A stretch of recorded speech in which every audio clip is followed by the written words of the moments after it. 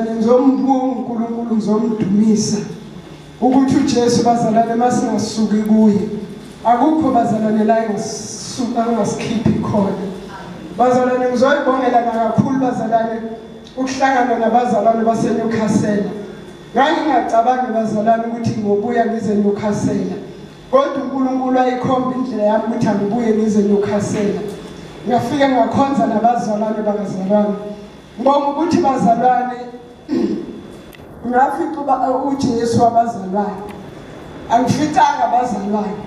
Ngoba abazalwane mawuzala uzokhonza funa uJesu ungafuni abazalwane. Ngoba wafuna abazalwane futhi uzobathola. Kodwa mawufuna uJesu uzomthola futhi yena. Bazalwane ngiyabonga ukuthi ngafika ngazokhonza ngamthola uJesu wabazalwane. Ngizoyibongela nje bazalwane ukuba nomholo ofana noBaba uMloyi onothando luyisimangaliso. Othi nje angazi uphansi uthobekile unothando. Owafika kule ndawo bazalwane ngafika kule ndawo wangemukela. Bazalwane ngakhonza ngaphansi kwakhe ngiyathemba Baba uMloyi angibanga uhlupho Nkosi yami. Ngangiyimisela ukuzokhonza kahle. Ngempela bazalwane wangemukela ngakhonza kahle. Ngamthola bazalwane uJesu wabazalwane. Ngathola bazalwane befakaza beqinisa ngamandla kaNkulunkulu. Ngisho ukunikela lokubazalwane mina bengakwazi. Ikakhulu makuthiwa kuziwe emathalenteni. Ngangazi nje la eBrentini lapho esazivela engangisuka khona. Kwakuthiwa nje abasebenzayo imali engaka. Nikelani ngayo. Ngoyikhiphela yona bese ngiyihlalela ngiyisekwanele. Ngathi mangifika bazalwane eNewcastle. Bashumayela bamngwenya bafakaza bathi uNkulunkulu akawadla amandla ukuthi. Wathi wafaka letha nikela uNkulunkulu ungabani. Hawu bazalwana amehla amavuleke. Ngathi kanti kunikela kanjani la eNewcastle? Nangazi nje kuleke abantu engangiluko. Kunikela nje usukhululekile. Kodwa la eNewcastle abazalwane kuyanikela nje. Bazalwane uNkulunkulu wangifundisa ngalokho. Ngiseyikweletini ke bazalwane. uNkulunkulu wangifundisa nokuthi noma ngabe useyikweletini nikele. Ayi bazalwane bengivela ngekhanda. Angasho bengiguliza bazalwane phansi. Bengiguliza phansi ekweletini bazalwane. Nizofakaza ukuthi ikweleti akusindlela kaNkulunkulu. Mawunazo bazalwane awukhuleka uNkulunkulu akukhipha. Nami ngakhuleka bazalwane uNkulunkulu wangikhipha ngendlela nami engangayiqonde engangayazi. Bazalwane bekumzalwane ongenayo imali kodwa esebenza. Bengingenayo sidalo bazalwane imali. Ngiseyikweletini imali yami idliwa zikweleti ngendlela eyisimanga. Ngikumaloni bazalwane noma ngasiwo lawa abantu. Kepha nje kuwamaloni ukuthi uyothatha iloni. Ngithatha iloni bazalwane ngize ngithi base kufanele ngifuneni ngithi ngizothatha leya ngivale lapha yani. Kanti ngicila kakhulu bazalwane ngicila kakhulu. Ngayikhulekela lento kathi Nkosi ngisize. Bezalwane uNkulunkulu wangihlangabeza nje ngendiya. Bazalwane ngangihamba ngiya khona ioffice ekuthiwa kwaSanlam lapha eDange. Ngibona nje sign ebhaliwe ukuthi Sanlam ngingene lapho. Ngimtshele ukuthi hayi khona imali engizoyifuna kwakune cashback omncane ngendlela esimangaliso. Lithi leli ndahawu uzofunela imali encane kangaka ngithi mina wemntaka banginikele imali. Ngiyayidinga. Athi yena ayazi ngendlela osho ngayo. Kusho ukuthi unenkinga yemali. Ngithi mina nginenkinga yemali ngempela. Nginike nje le mali sihlukane. Sigcwalisa amaphepha nje. Ade fanele ilungiswe inkinga yakho. Ngithi mina izolungiswa kanjani? Athi yena hayi. Chaze bazalwane. Mayisechaza into ayichazayo. Ucaca bazalwane ukuthi ngifake kule nto ekuthiwa ama-debt review. Ayichaze kathi ngena khona. Azabize nobaba osekhaya kuhlanganiswa izikweletu zethu.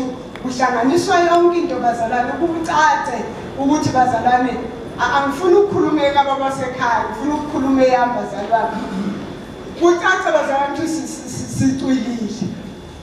Hayi bazalwane bese ngifakake kulo debt review yakhe. Ahlanganise izikweletu zethu zonke bazalwane ayihlanganise abesethi ke uzokhokha imali engaka. Khona abantu samba athi nayi imali ezobanjwa kimi ezokhokha lezikweletu. Bazalwane ebuhlungu kayenza ngiyabona kodwa uNkulunkulu akhona efuna ukuyikhipha lapha kimi ahlanganise zonke ikweletu zethu nendaba abasekhaya bazalwane engazazi ukuthi zazenzeke kanjani ayihlanganise abese ethi kuzobanjwa imali kimi ikhokhele zonke lezikweletu abese ethi hayi baba sekhaya khona imali azoyikhipha kufanele anginike yona eyocash ngoba mina ngikhokha ikweletu zakhe bazalwane ngisaxakekile nje ngalokho kodwa bese ngithemba ukuthi ngempela ngizoyithola leyo mali bazalwane bebanjwa imali engazi ebengingigwiliza bazalwane ibanjwe le mali ke ahamba ngikhokhele zonke ikweletu ibanjwe ke kusukela bazalwane ngoNovember 2020 ibanjwa le mali bazalwane uNkulunkulu waziwangikhulula manje ngoJuly 2022 yaphela bazalwane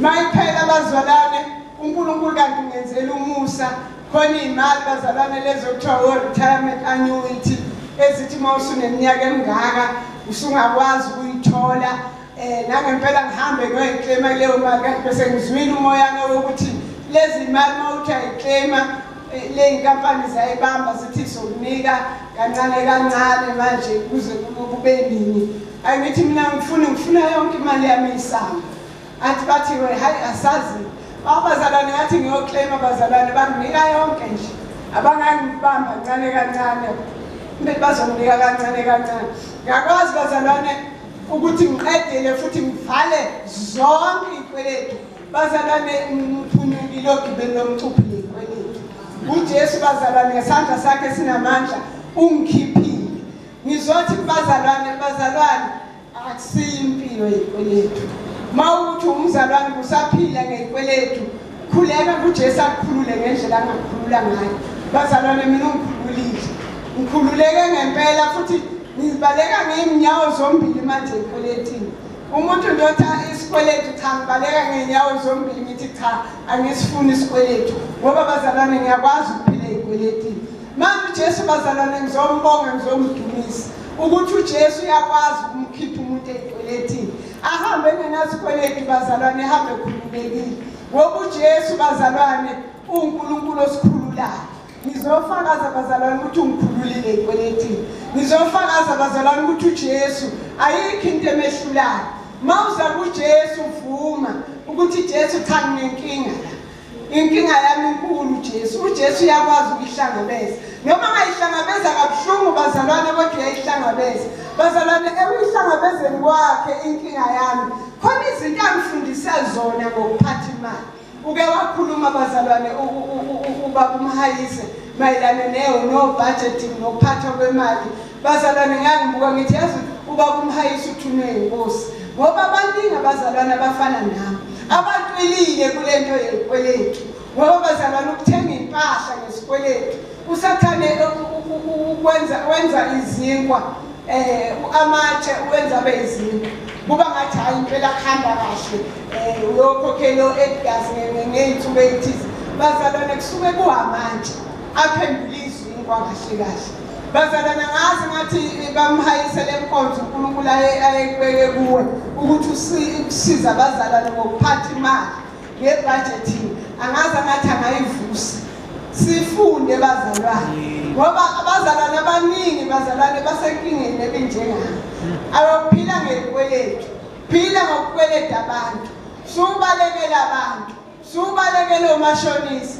awusakhonzi kahle bazokulandela impela phela abantu bafuna imali yabo manje nje ngempela uyadinga ukukhululwa bazalwane uyadinga umuntu ukuthi akhululwe isandla sinamandla simkhulule ekweletini bazalwane uJesu umkhululile ekweletini ngiyaliphakamisa igama likaJesu ukuthi akekho onjengaye bazalwane mina bengakwazi ngisho ukupha abazalwane ubabezala wami imali sisenaye noma umamele eBholi ekuleso simakuso kodwa bekhona ubabezala uyaphila ubaba Mbesa uyaphila abazalwane basishunyayezwe ukuthi abantu abadala bayanaka bazalwane bengidla lento ngithi kodwa nkosami ngoba ngikwazi nje ukubanaka ngale nendaba yekweletu bazalwane nginede ngaphuma ngamfonela ngelokhu njalo ngeviki edlule ngathi hey baba wasami ake unginika ama banking details akho nayi yazi bazalwane naye wankema ukuthi kwenze njani kanti bazalwane sekufika uJesu wangikhulula manje nje bazalwane ngiyamdumisa uJesu ukuthi sengikwazi ngisho nokubhekelela abantu abadala ngingalibe ngibheka ukuthi hayi mhlawumbe ubani bayamsiza ubaba mhlawumbe ubani bayamsiza ubaba kodwa ngazi ukuthi nami ngiyasifaka isandla sokumsiza njengokuthi ngumntwana wakhe ngomakotwa kwakhe manje bazalwane inhliziyo yami igcwele ukumdumisa uNkulunkulu kulezi insuku uJesu okhululayo ungikhulule ezikweletini namhlanje ngihamba ngikhululekile angikho ezikweletini qala impilo entsha bazalwane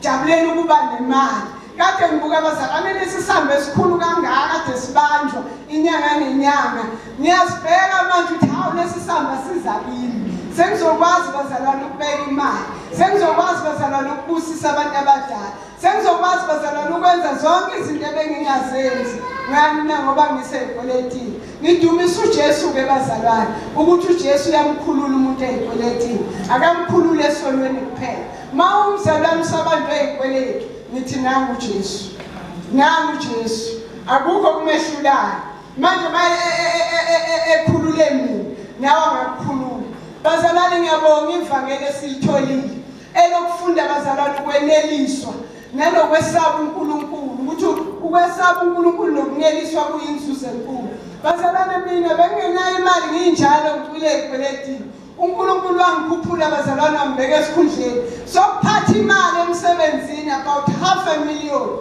uJesu wangenza ngathembeka uJesu bazalwane wangenza nganeliswa yiyo lena encane bengiphila ngayo ngiseyikweletini uJesu wangenza bazalwane ngangahwaphiliza imali zasemsebenzini ngayiphatha ngobuqotho ukuthi noma ngabe kwenzekani ithi inhliziyo yami akusiyona yakho eyasemsebenzini phatha imali ngokwesaba uNkulunkulu neliswa wesaba uNkulunkulu ngoba bazalwane namhlanje kunabaphathi abangamsaba uNkulunkulu abadla kwasana bazalwane bekufanele mina ngidle imali yasemsebenzini ngendlela kade ngicwile ngayo ezikweletini kodwa ivangeli bazalwane ngalemukela elifundisa ukusaba uNkulunkulu nokweneliswa ngoba bazalwane bengeneliswa ngisho nayi lemoto engihamba ngayo noma abantu behamba ngemoto ezinkulu abaseyikhundlele ezifana nezami bengingasho lutho lokho bazalwane bengikushaya indiva ngoba ngiyazi uKristu engihamba naye ukuthi mkhulu okimi kunayo sezweni bengadingiza ngihambe ngemoto enkulu ngibonakala kodwa bengazi lo ngakimi ukuthi mkhulu kunayo sezweni manje bazalwane bengihamba ngikhululekile uyazi ungifundisile nje uJesu bazalwane kulesi simade ngikuso ukuthi angimenze uJesu abe mkhulu angisukwenza imali bemkhulu angisukwenza bazalwane imaterial kube yiyona into enkulu empilweni yami uJesu ngenze ukuthi ngenze uJesu abe mkhulu ngeneliswe ngesaba uNkulunkulu manje ngiyabonga nje bazalwane ukuthi ngisho emsebenzini akunamahloni bazalwane ukuthi ngizothi hayi khona imali engayidla khona imali cha bazalwane ngibonga futhi nangokuthi khona kwesinye isikhathi abantu bathola amathenda bazalwane mase bethola amathenda mhlawumbe basithengela into zoklina basithengela ama-exercise basithengela iy'ncwadi bese bethe abantu ke elone ngithenda hayi manje iphakethe lakho phela emphathi iphakethe lakho ngathi ngiyabonga mawufuna ukufaka iphaketheni nayi account yesikole ngicela ungifakele khona bazalwane bengayithathi lolo hlobo lwemali ngoba uJesu bengifundisile ukuthi cha ayikho imali ozoyithatha abantu bekubonga bazoze bakubonge nje bekungeyakho ile mali okubathengela ngayo ngoba imali yesikole nabafuna ukubonga babonga isikole abese ukubonga mina bazalwane ngahamba ngikhululekile uzuyasho umuntu ukuthi hayi indaba futhi laba bantu mase bezolebe bethi iphakethe lakho sebeyakudoba njalo sebezofuna njalo ukuthi ubanike lo msebenzi noma sebheda umuntu uzothi khumbula phela le phakethe engikunikala manje bazalwane ngikhululekile akunamaphakethe abantu noma bengibazalwane bengisayikweletini enjalo benganandaba namaphakethe omunye bezasho ukuthi hayi imali yabantwana bakho le bathujusi imali yabantwana basemsebenzini lebe basebenza mawufuna ukufaka faka lapha hayi kimi Ngimnika i-account umuntu afake khona. Manje bazalwane lesisimo engidlule kuso bazalwane sengifundisa ukweneliswa nanokwesaba uNkulunkulu.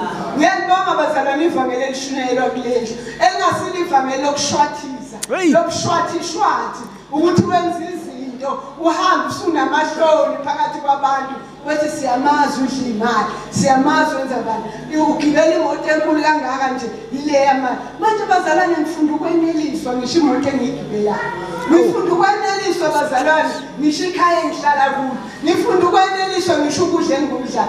Bazalwane bengiyihlala hayi bazalwane uzoba yihlala ungasho ukuthi hayi ukuze nkosami ngivale lokhu uba yihlala kwami hayi nama ke ngithangiphaphize ukuze ngizothola igqamazation sasitsho njalo ngekhathini suthola ugqama ke wena ngento engekho suthola ugqama ngani ngoqhophololo ngento yokwebile.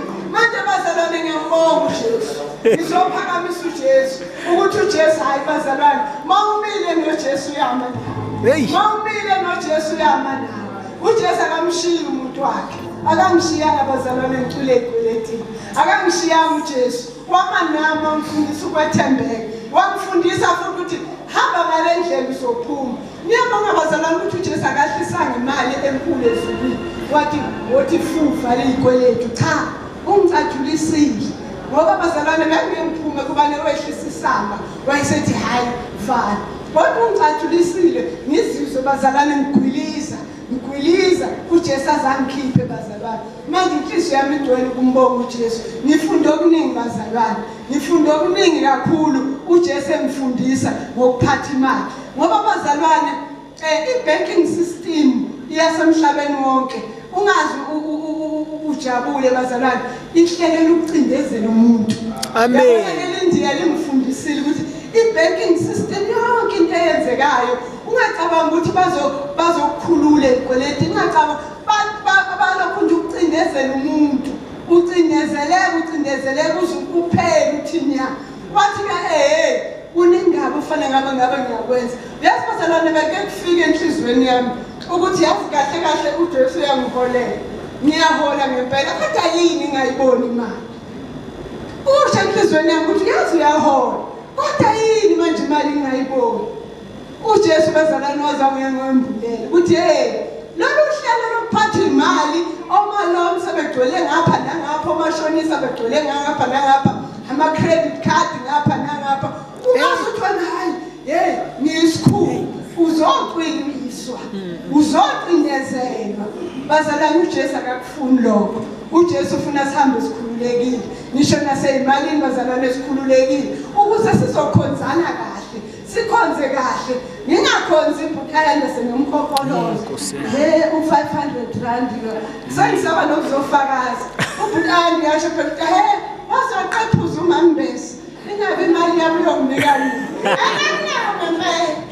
ayikho ngempela. Manje bazalwane ukuze nje sikhonze kuflowe nje bazalwane umzalwana angacindezelwa nazikweleni.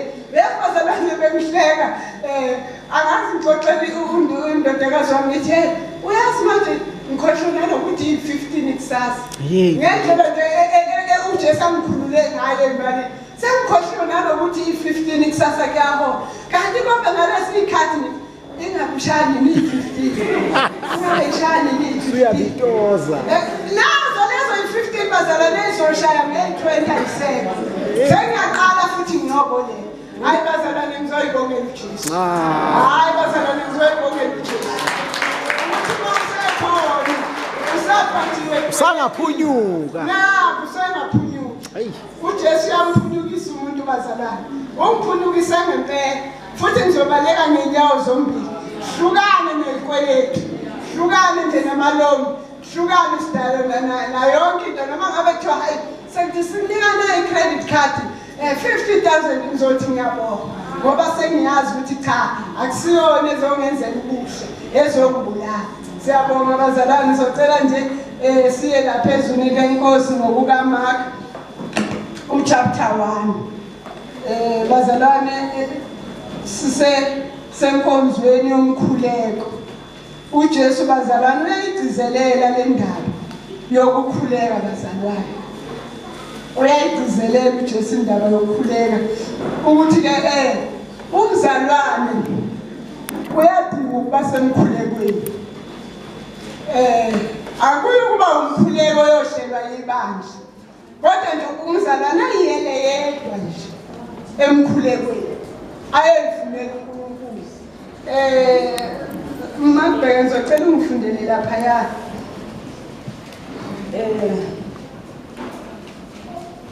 Awungiqalele ku verse 23 ungigcinele ku verse 38 uMark chapter 1 ukuphulukiswa kweziguli. Ncwadi ngokuka Mark chapter 1 verse 23 sihloko sithi ukuphulukiswa kweziguli. Kwakukhona-ke esinagogeni umuntu onomoya ongcolileyo. Wamemeza wathi, "Sinamsebenzi muni nawe Jesu waseNazaretha? Uze ukusibhubhisa na? Ngiyakwazi ukuba ungubani, ungongcwele kaNkulunkulu." uJesu wamkhuza wathi, "Thula, uphume kuye." Umoya ongcolileyo wamhlukumeza, wakhala ngezwi elikhulu waphuma kuye. Bethuka bonke, babuzana bodwa bathi, "Kuyini lokho? Yisifundiso esisha esinamandla, nawo moya abangcolileyo bayabayala bamlalele. Uyabayala bamlalele. Udumo lwakhe lwaselwanda masinyane kuso sonke isifunda saseGalile. Sebephume esinagogeni bangena masinyane endlini kaSimoni noAndreya, benoJakobe noJohane, umkhwekazi kaSimoni. Wayeselele enomkhuhlane. Bashesha bamtshela ngaye. Waya kuye, wamlulamisa, embamba ngesandla. Umkhuhlane wamiyeka, wabakhonza. Kwathi ukuba kuhlwe selishonile ilanga, baletha kuye bonke abagulayo nabakhwelwe ngamadimoni. Umuzi wonke wayokhuleka. Lapha ku verse 35 ekuseni kusemnyama kakhulu wavuka waphuma waya endaweni eyishana wakhuleka khona. Zonke lezi zimo bazalane ezimdrain uJesu, kodwa wavuka ekuseni kakhulu wabashiya abantu. Muhle bazalwane umkhuleko esiwenza siyibandla, kodwa khona lo mkhuleko ofanele uwenze umzalwane wethu. Bazalwane uthe uJesu hlalani kimi nami kimi. Bazalwane sihlala kanjani kuJesu? Sihlala ngawo umkhuleko, sihlala ngawo ukufundiswa, sihlala ngawo bazalwane ukumdumisa uJesu. Ngoba bazalwane impilo yomzalwane ongakhuleki ayinamandla. Bazalwane masingakhuleki awekho amandla kulo mzalwane. Ngoba amandla bazalwane siwadonsa emkhulekweni. Khona umhlabeleli wasesheshe othi uSathane uyaqhaqhazela mayibona ikholwa likhuleke. Manje bazalwane besidinga ukuhlala emkhulekweni. Ziningi izimo bazalwane ezisibhekile singabazalwane. Kuningi bazalwane ngisho emsebenzini uthola ukuthi yasidrain imisebenzi esiyenzayo. Ufune ku1 no2 no3 no4 no4 uzwe bazalwane ukuthi kuphela usuku uyezwa ukuthi hayi ukhathela ingqondo uze kuyokhathala umphefumulo. Kodwa izwi kaNkulunkulu liyasiyala ukuthi uJesu sekwenzeke konke, wayevuka ekuseni ayokhuleka. Bazalwane uJesu owathi esemhlabeni wazi ukuthi fanele avuka ayokhuleka. Kakhulu kangakanani thina? Kakhulu kangakanani siyabona bazalwane ukuthi angeke inkonzo yomkhuleko yosuku nosuku futhi hayi ukuthi mhlawumbe niyoze nikhuleke ngalelo langa mhla ngizwile. Kodwa usuku nosuku kuyadingeka umzalwane aye kuNkulunkulu futhi aye ekuseni ezoqala usuku. uJesu wayazi ukuthi usuku lwakhe mayizoqala vele bazoba baningi abantu. Uzoshumayela, uzokhipha amadimoni, uzophilisa abagulayo, kodwa enhlizweni yakhe kwakuthi angiyoqala lapha emkhulekweni. Ekuseni ngiqale lapha emkhulekweni, ngikhuleke, ngiwacele lamandla. Bazalwane ayatholakala emkhulekweni. Amandla bazalwane siyawadinga.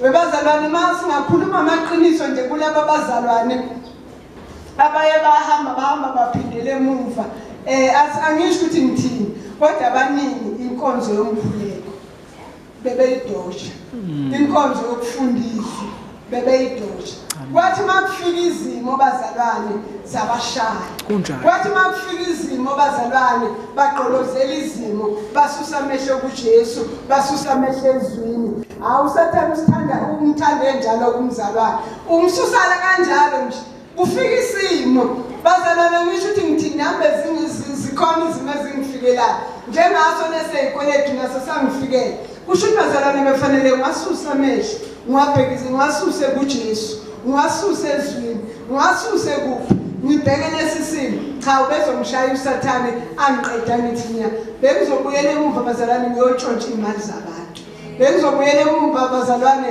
ngiyokwenza ubuqhopholelo imali engafanele ngizidle kodwa bazalwane ngiyambonga uJesu ongiholile ngesandla sakhe esinamandla bazalwane wangikhipha ngoba bazalwane uJesu uyamfuna umuntu okhulekayo uyamfuna bazalwane umuntu uJesu aye kuye ngomkhuleko aye kuye ngezwi ilapho uJesu afika akhulume khona nomzalwane ilapho uJesu afika azambule kumzalwane ukuthi hayi mzalwane nansi indlela uyazi ukuthi isikhathi uJesu uthumela ngisho umuntu njengoba ngisho ukuthi wangisiza ngendini indiyade lisho nje kimi lithi hawu hey ngiyabonga Mrs Ngwane ukuthi sesilihambile lolu hambo nawe sesize siyaqeda nithi mina wena ngempela wathunyelwa uJesu noma bazalwane ngibone office lakhe kunako kunendlovu lezi ngibona ukuthi uyikhonzela labo uNkulunkulu kodwa bazalwane ngambonga nje uNkulunkulu ukuthi ungisizile ngalo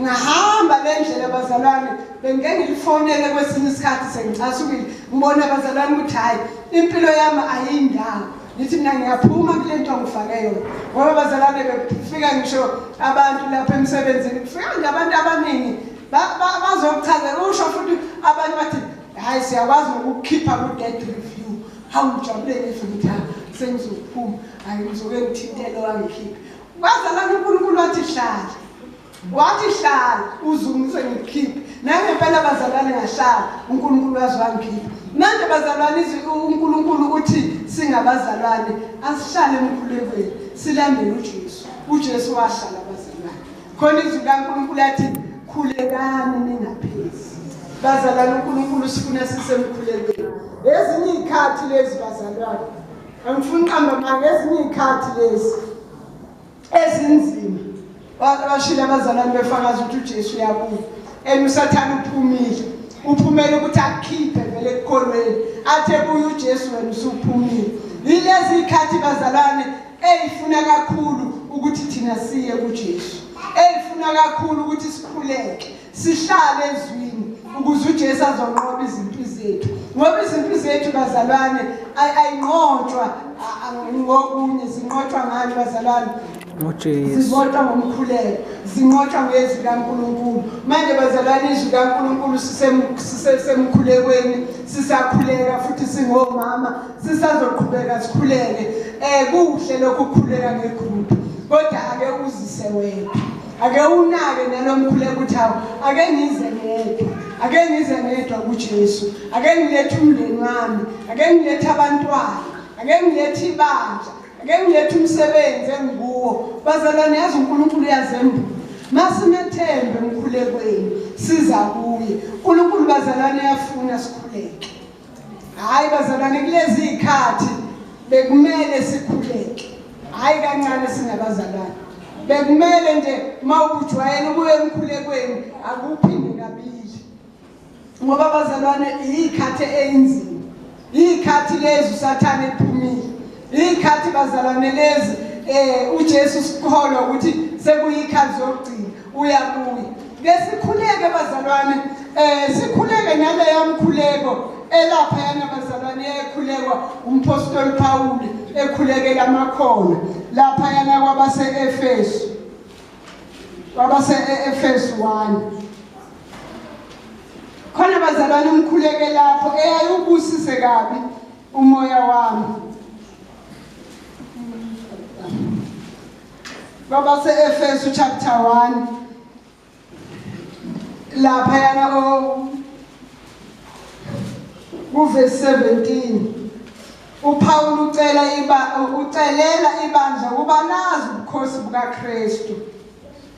Uverse 17 athi ukuze uNkulunkulu wenkosi yethu uJesu Kristu uyise wenkazimulo aniphe umoya wokuhlakanipha nokwambulela kumazini yena ekhanyisiwe amehlo enhliziyo yenu nize nazo ukuyithemba lobizo lwakhe nokuyingcebo yenkazimulo yefa lakhe kuba bangcwele nokumkhulu okumangalisayo bamandla akhe kithini esikholwayo ngokusebenza kwamandla akhe amakhulu asebenze ngawo uKristu emvusa kwabafileyo wamhlalisa ngokwesokunene sakhe ezulwini.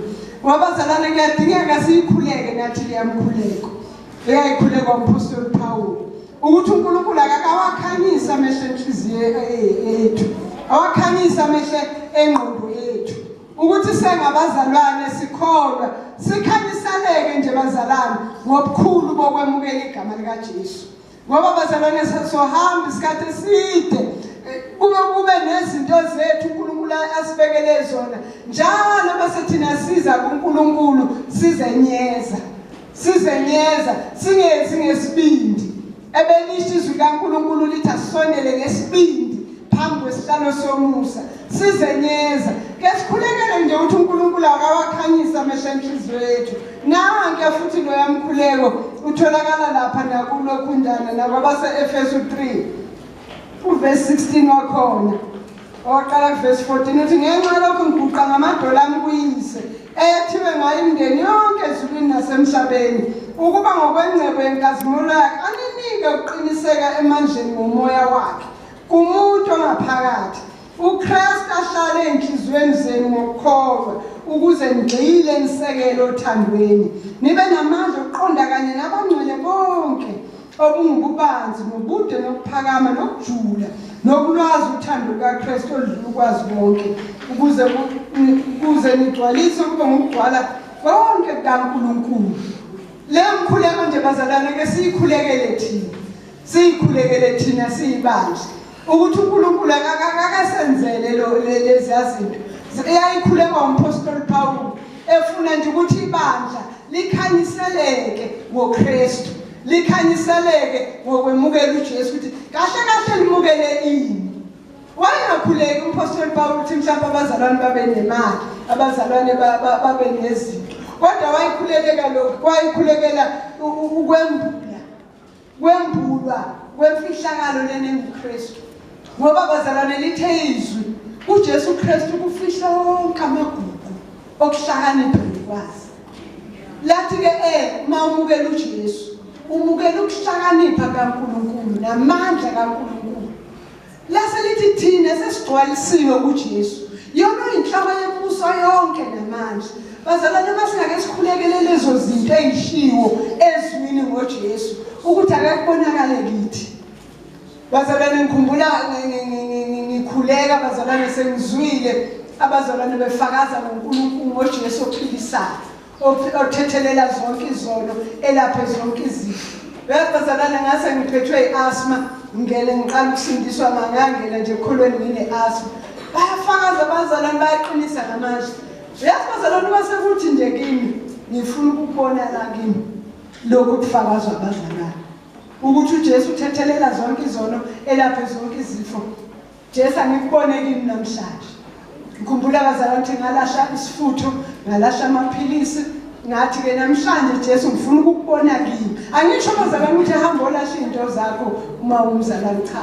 Ngisho nje okwenziwa yimi sengizwile ngabazalwane ngingena ekholweni ngine-asthma befakaza abazalwane ukuthi uJesu uyakhulula efweni uyayilapha. Bazalwane ngiyakhumbula ukuthi angilalanga ngalolo suku sengilashe ifutho iasthma yavuka yathi ngqi yama abazalwane asthma kodwa ngasethi Jesu mawuthi ngiyafa ngizofaka kamnandi ngizovele ngithi ngiyezulwini ngizofa ngikhona ngifuna ukubona kimi ungilaphele iasthma. Bazalwane ngisho ukuthi washaya u9 washaya u12 ngingalele bazalwane isifuba sithi ngci iasthma udoti ke bazalwane abantu bonke bephefumula la wena ungaphefumula wena nje ufuna umoya uasthma phela ufuna ukhona ufune nje ungangeni la kwesakhe isifuba. Bazalwane washaya u3 ekseni ngibhekile isifuba sikhenqi athi uSathane hamba olanda isifutho sakho namaphilisi ngathi ngenhliziyo Sathane angisakulandi ngifuna ukubona uJesu la kimi babazalana 5 o'clock ngalaliso kwengane ekuseni yaphuma iasma namanje akaze bazalana Oh Jesus. ngisho ke bazalana ukuthi makuthiwa simukela amandla kaNkulunkulu hlakanipha kaNkulunkulu kunjalo lapho bazalana izifo cha mina bazalana ngisasabi ukuthi isifo bazalana ngoba ngiyamazi uNkulunkulu engapheli asma asikho nje isifo ngathi noma uhulumeni esesabisa bese nami ngiyasaba ngoba ngiyalazi ibalsam la kwaGiliyadi ukuthi likhona ngempela hey la ngilaphela nje asma ngihamba bazalane asma free angina asma manje ngiyamdumisa bazalane uJesu ukuthi singabazalwane ngicela siyikhuleke leyamkhuleko ku-Ephesians chapter 1 nabase Efeso chapter 3 ngesicele nje uNkulunkulu asembulele nje lo Kristu esimukele siyibandla ngiyabonga igama lakhe